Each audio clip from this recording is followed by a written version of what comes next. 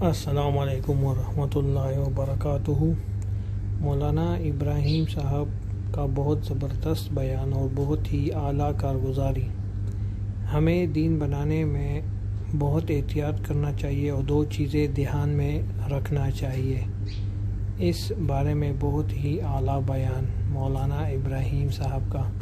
تمام دوستوں سے گزارش ہے کہ بیانات کو پراپرلی دیکھا کرے اور ہمارے چینل کو لائک سبسکرائب کیجیے۔ جزاک اللہ۔ اور دین بناوے اور دین کے بارے میں دو چیزیں دھیان میں رکھے کہ میں جو یہ دین بنا رہا ہوں اس کی کیا فضیلت ہے اور اس کا کیا طریقہ ہے۔ سمجھ میں آئی بات؟ مثلا تاجر تجارت کا دین بناتا ہے تو وہ دیکھے مجھے تجارت کے دین پر اللہ کیا دیں گے، ایک تو کمائی ہے، اس پر تو نفع ملے گا، وہ تو اس کو معلوم ہے۔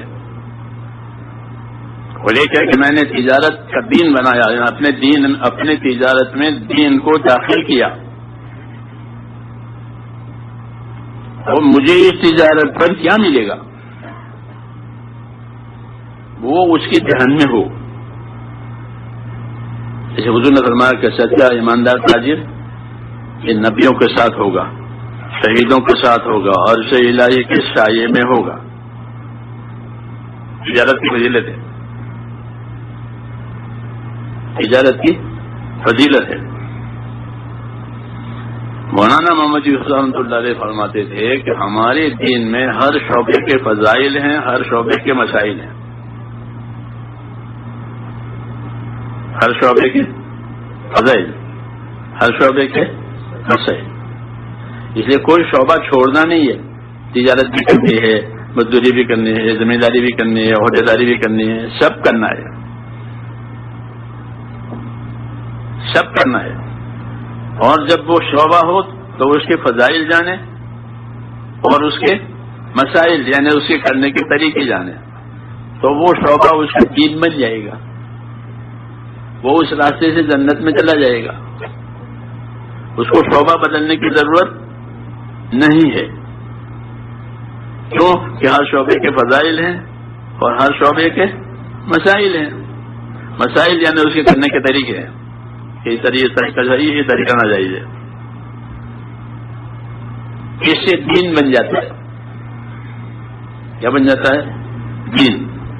یہی مقصد ہے دعوت کا، علم و ذکر کا یہی مقصد ہے کہ تم جو شعبے میں ہو اس شعبے کا تمہارے پاس علم ہونا چاہیے کہ اس کی کیا فضیلت ہے، میری تجارت کی کیا فضیلت ہے، میری مزدوری کی کیا فضیلت ہے، میری کھیتی باڑی کی کیا فضیلت ہے، میری نوکری کی کیا فضیلت ہے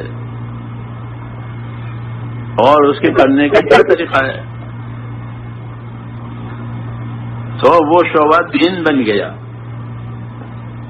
خالی مسجد میں بیٹھے رہنا ضروری نہیں کہ مسجد میں بیٹھے رہیں گے تو دین بنے گا، ایسا نہیں ہے کہ مسجد میں بھی بیٹھیں گے اور مسجد کے باہر بھی جائیں گے تاکہ مسجد والی چیز باہر چلے، وہ یہی مطلب ہے اس کا کہ مسجد والی زندگی باہر چلے، یعنی مسجد میں جو زندگی سکھائی جاتی تھی حکموں والی، فضائل والی، مسائل والی، وہ باہر بھی چلے۔ ہمارے چینل کو لائک سبسکرائب اور شیئر کریں اور بیل آئیکن پر کلک کریں اور تمام بیانات کو دیکھا کریں۔ اللہ جزا دے۔ جزاک اللہ۔ مسلمانوں کی بات ہو رہی ہے، دوسروں کی نہیں ہو رہی کہ مسلمانوں کے مارکیٹ کیسے ہوتے ہیں۔ سوق المؤمنین کا مسلح ہوں کہ مسلمانوں کے مارکیٹ کیسے ہوتے ہیں، جیسے ان کی مسجد نہیں ہوتی، مسجد میں کوئی غلط کام کرتا ہے نہیں کرتا، مسجد ہے غلط کام نہ کرو۔ کہ فرمایا وہ مارکیٹ میں بھی ایسا ہی ہوتا ہے جیسے مسجد میں ہوتا ہے۔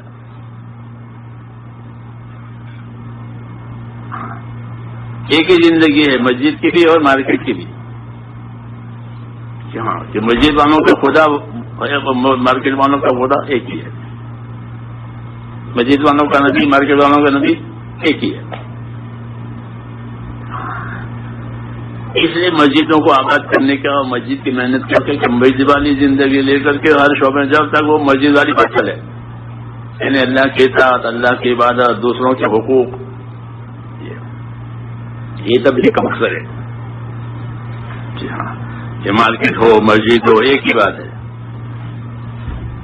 سوق المومنین کا مسلح ہوں کہ مسلمانوں کے مارکیٹ، مسلمانوں کے بازار ایسے ہی ہوتے ہیں جیسے ان کی مسجدیں ہوتی ہے. کہ مسجد میں کوئی غلط نہیں کرتا، کوئی غلط نہیں بولتا، جو ہمیں نہیں بولے گا. وہاں کا اللہ، یہاں کا اللہ ایک ہی ہے. یہ زندگی. ہاں، اس کے لیے اللہ تعالیٰ نے ہم کو دین کا کام دیا ہے، دین کی محنت دی ہے. کہ اگر یہ محنت صحیح معنی میں سمجھ لیا تو پھر مسلمان دنیا دار نہیں ہوتا ہے. اتنے ہم تو دنیا دار ہیں، لوگ کہتے ہیں کہ نہیں، کوئی مسلمان دنیا دار نہیں ہوتا. جیسے کوئی کافر دیندار نہیں ہوتا. کوئی کافر دیندار ہوتا ہے؟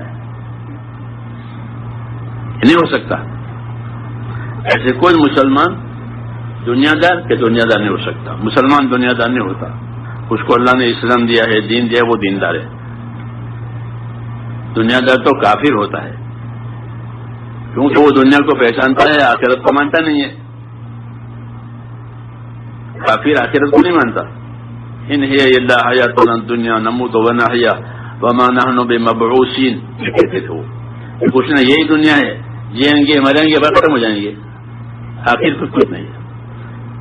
تو وہ آخرت کو نہیں مانتا. وہ اسی لیے وہ کافر ہے کہ اللہ آخرت کہتے ہیں کہ آخرت ہے، اور کہ آخرت نہیں ہے. تو کافر ہی دنیا دار ہوتا ہے، مسلمان دنیا دار نہیں ہوتا. وہ اپنی نادانی سے یہ کہتا ہے کہ ہم دنیا دار ہیں. جی ہاں، یہ کہنا تو جائز ہے کہ ہم گنہگار ہیں، یہ تو ٹھیک ہے کہ بھائی ہم گنہگار، تو یہ سب گنہگار. اللہ کہتے ہیں تم سب گنہگار ہو، خطاکار ہو. لیکن دنیا دار کہ ہم دنیا دار نہیں. اللہ نے ہم کو دین دیا ہے. کیا دیا ہے؟ وَرَضِيتُ لَكُمُ الْإِسْلَامَ دِينًا. یہ بڑا انعام ہے کہ ہم نے تمہارے لیے اسلام کو دین بنا کر پسند کر کے دیا ہے. پسند کر کے ایک چیز دی ہے تو کتنی بڑی بات ہو گئی. اور پسند بھی کس کی؟ اللہ کی. ہمارے لیے ایک چیز اللہ پسند کرے اور اس کے مقابلے میں دین کا کام چھوٹ جانے، دین کی باتیں چھوٹ جاوے، تو یہ کتنا بڑا نقصان ہے.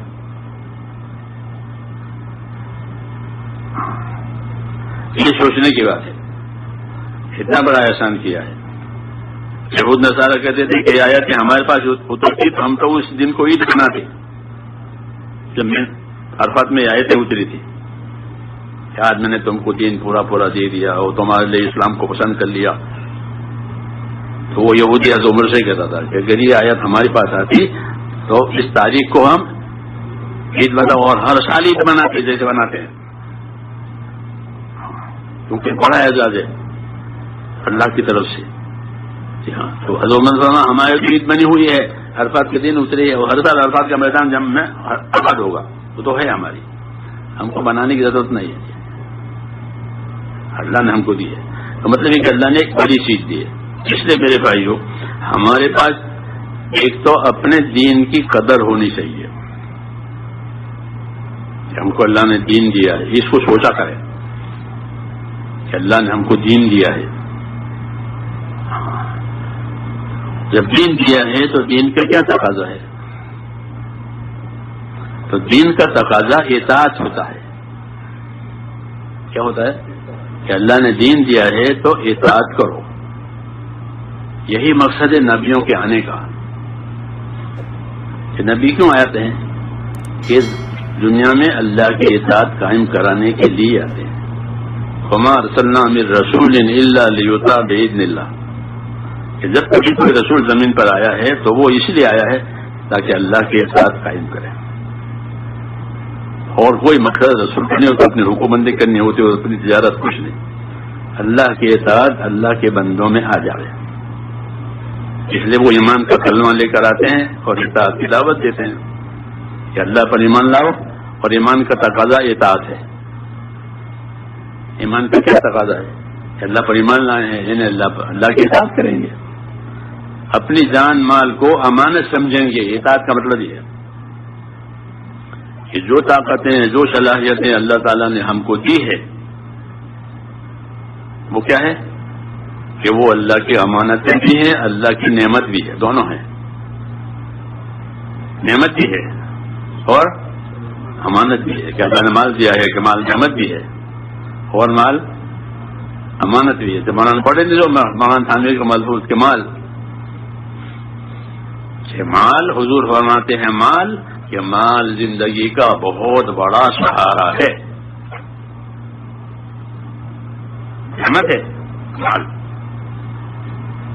زندگی میں، ہاں کہ مال زندگی کا بڑا سہارا ہے، نعم المعونہ حدیث میں ہے کہ مال زندگی کا بڑا سہارا ہے. تو اللہ مال دے تو مال بھی نعمت ہے، صحت دے تو صحت بھی نعمت ہے، ہر چیز نعمت ہے اللہ تعالیٰ. مگر جس طرح وہ چیز نعمت ہے اس طرح وہ امانت بھی ہے. یہی ایمان اطاعت کا مطلب ہے کہ ہم کو جو چیز دی گئی ہے وہ سب ایمان اطاعت کے لیے دی گئی ہے بس، تاکہ اللہ تعالیٰ کا حق ادا ہو جائے. تو میرے بھائیوں بزرگوں، جس طرح ہم نے مولانا صاحب کی یہ کارگزاری سنی جس میں ہمیں بہت ہی اچھے اچھے الفاظات اور دینی باتیں اور احکامات بتائی گئی ہے، تو ہمیں بھائیوں اس پر عمل پیرا ہونا چاہیے اور دین کا کام بہت ہی اچھے طریقے سے کرنا چاہیے، کیونکہ اسی میں ہماری آخرت کی بھلائی ہے. اگر آپ لوگ دیکھیں بچپن سے لے کے جوانی تک اور بڑھاپے تک جو زندگی ہم گزار لیتے ہیں ہمیں پتہ ہی نہیں چلتا کہ زندگی کس طرح گزر رہی ہے اور ہم زندگی کو کس طرح بسر کر رہے ہیں. کیا ہماری زندگی اللہ اور اللہ کے نبی صلی اللہ علیہ وسلم کے احکامات کے مطابق گزر رہی ہے یا نہیں گزر رہی؟ اگر نہیں ہے تو ہمیں اپنے دین کا کام بڑھ چڑھ کر کرنا چاہیے. تو میرے بھائیوں اسی میں ہماری بھلائی ہے آخرت کی، کیونکہ یہ دنیا فانی ہے اور عارضی ہے، یہاں پہ ہمیشہ کوئی رہنے نہیں آیا. تو ہمیں اللہ کے احکامات کو بروئے لا کر ہمیں اپنے دین کا دامن نہیں چھوڑنا چاہیے. اور ہمارے چینل کو لائک سبسکرائب ضرور کیجیے. جزاک اللہ.